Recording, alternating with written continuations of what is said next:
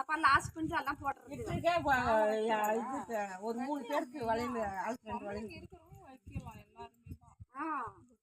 ஒரு 3 பேருக்கு ஆளுக்கு 2 வளையல் போட்டுக்கிறோம்.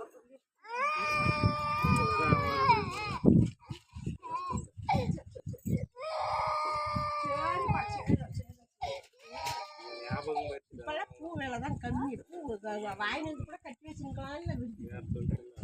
பூவெல்லாம் நிறைய இருந்துச்சு. அங்கேயே சிலாப் மாதிரி வச்சுட்டாங்க. எனக்கு வச்சுட்டாங்க. அதை பழைய வச்சுருக்காங்க.